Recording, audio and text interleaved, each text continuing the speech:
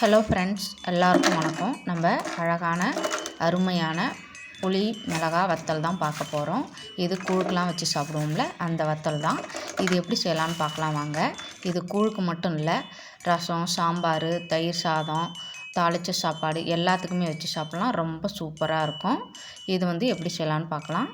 இதுக்கு நான் 1/2 கிலோ மிளகாய் வாங்கிட்டு வந்து இந்த காம்பெல்லாம் எடுத்துகிட்டு நல்லா தண்ணியில் வாஷ் பண்ணிவிட்டு தண்ணி கொஞ்சமாக ஊற்றிட்டு ஒரு கைப்பிடி அளவு உப்பு சேர்த்துட்டு புளி நல்லா ஊற வச்சு கரைச்சி எடுத்து அது கூட சேர்த்து நான் வேக வைக்க போகிறேன்.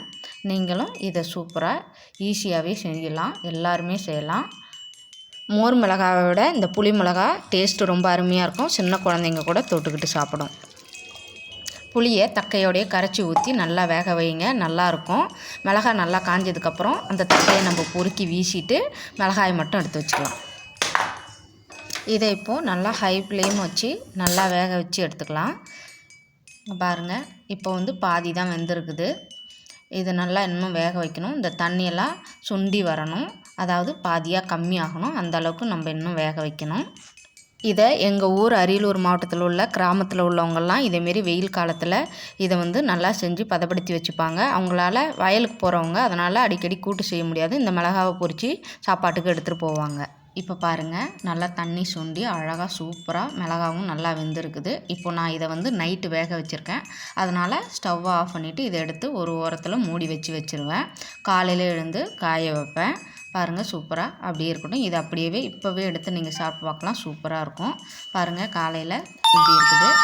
தண்ணியெல்லாம் கொஞ்சம் திக்காகி இருக்குது. நான் இதை ஒரு பிளேட்டுக்கு இந்தமாரி அகலமாக, இன்னும் அகலமான பாத்திரம் இருந்ததுன்னா நீங்கள் மாற்றி காய வைங்க வெயிலில். என்கிட்ட இவ்வளோ சைஸுக்கு தான் இருக்குது. இல்லைன்னா ஒரு பேப்பர் அதை வச்சு அதில் போட்டு நல்லா காய வச்சு எடுத்துக்கலாம். ஒன்று ஒன்றா காய வச்சிங்கன்னா சீக்கிரம் காய்ஞ்சிரும். நம்ம எடுத்து ஈஸியாக வச்சுக்கலாம்.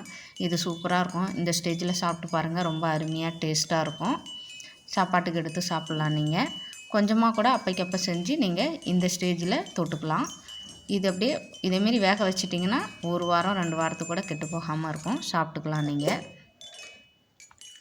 வேக வைக்கிற ப்ராசஸ் ரொம்ப ஈஸி, முடிஞ்சிடுச்சு. இனி நம்ம காய வைக்கிறது தான். நம்ம இந்த தண்ணியை நான் இது கூடயே ஊற்றி பிளேட்டில் வைக்கிறதுனால இது கூட ஊற்றி நான் காய வைக்க போகிறேன். அப்படி இல்லை இதேமாரி பேப்பரில் நீங்கள் காய வைக்கிறதுனா மிளகாவை மட்டும் அள்ளி தனித்தனியாக காய வச்சுட்டு அந்த கிண்ணியோடைய தண்ணியை அப்படியே வெயில்லையே வச்சுருங்க. நல்லா வெயிலில் அன்னைக்கு ஃபுல்லாக காயட்டும். அப்புறம் ஈவினிங் எடுக்கும்போது அந்த கிண்ணி தண்ணியும் நல்லா வெயிலில் சுட்டு கொஞ்சம் சுண்டி இருக்கும். அது கூடயே இந்த மிளகாவை அள்ளி போட்டு நல்லா குலுக்கி மூடி திரும்ப நைட்டு வீட்டுக்குள்ளே வச்சுருங்க. அதுக்கப்புறம் அடுத்த நாள் அந்த மிளகாவை திக்காக இருக்கும். அந்த மிளகாவை இந்தமாரி பேப்பரில் காய வச்சுருங்க.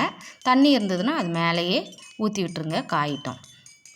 அடுத்த நாள் காய வைக்க போகும்போது தண்ணியும் அதுவும் கரெக்டாக இருக்கும். அதனால் அப்படியே அள்ளி பேப்பரில் நல்லா ஒன்று ஒன்றா காய வச்சுக்கோங்க. இது 2, 4, 3 நாள் கூட வரைக்கும் காயும் அதனால் நல்லா எத்தனை நாள் காய்ஞ்சாலும் சரி இதேமாரி நல்லா காய வச்சு எடுத்துக்கோங்க. 5 நாள் ஆனாலும் கூட இதேமாரி காய வச்சு எடுத்து மூடி வச்சுன்னா 1 வருஷம் வரலையும் கெடாமல் இருக்கும். அடுத்து இந்த மிளகாவை நம்ம பொரித்து பார்க்கலாம். நீங்கள் எண்ணெய் நிறையா ஊற்றிட்டு சிம்மில் வச்சுக்கிட்டு உங்களுக்கு தேவையான அளவு மிளகாவை எடுத்து போட்டு பொரித்து எந்த சாப்பாட்டுக்கு சாப்பிட்ணுன்னு நினைக்கிறீங்களோ எல்லா சாப்பாட்டுக்கும் வச்சு சாப்பிட்டுக்கலாம். இது கருப்பாகிற வரலையும் நீங்கள் பொரிக்கணும். அப்போ தான் காரம் ரொம்ப அடிக்காமல் இருக்கும். இதை வறுக்கும்போது வீட்டில் உள்ள ஜன்னல் எல்லாம் திறந்து வச்சுக்கோங்க. அப்போ தான் இதோட நெடிக்காரம்லாம் வெளியில் போயிடும். பாருங்கள், சூப்பராக அருமையாக நம்மளுக்கு ரெடி ஆகிடுச்சு.